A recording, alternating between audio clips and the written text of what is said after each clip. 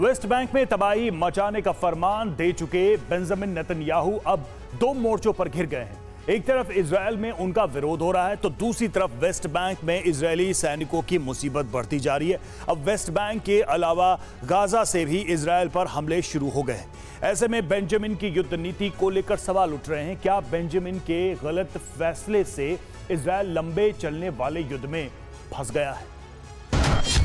West Bank को Gaza जैसा बनाने का मंसूबा बेंजामिन नेतन्याहू को महंगा पड़ने लगा है।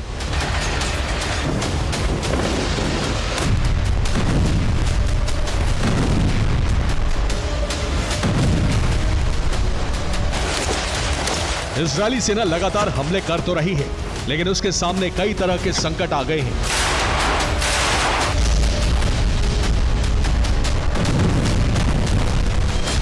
वेस्ट बैंक में हमास लड़ाकों ने माइंस बिछाई हुई हैं।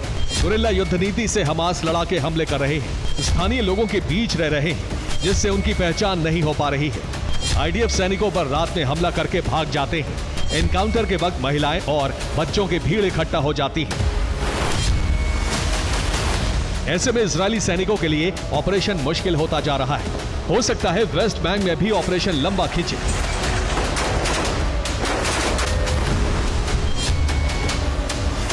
इस बीच बेंजामिन नेतन्याहू दो मोर्चों पर घिर गए हैं।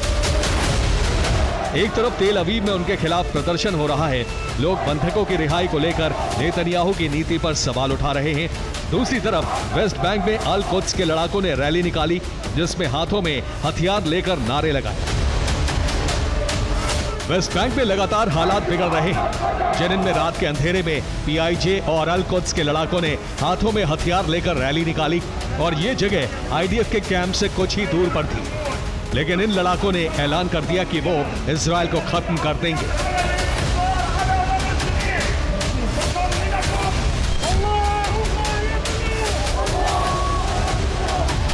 हालात इजरायल में भी बेकाबू हो रहे हैं। तेल अवीव में दूर तक सिर्फ प्रदर्शनकारी दिख रहे थे। कई जगह पुलिस से भी झड़प हुई। बंधकों की रिहाई की मांग लोग कर रहे थे। उधर अब गाजा से भी हमास लड़ाकों ने हमले शुरू कर दिए हैं। आईडीएफ ने दावा किया है कि उत्तरी गाजा से अश्कलोन इलाके पर 2 रॉकेट दागे गए।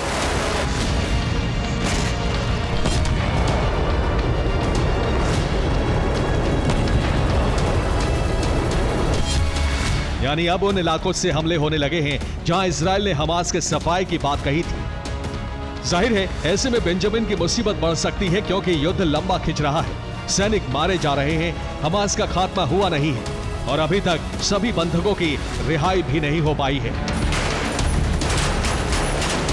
Bureau report, TV9, Bharat.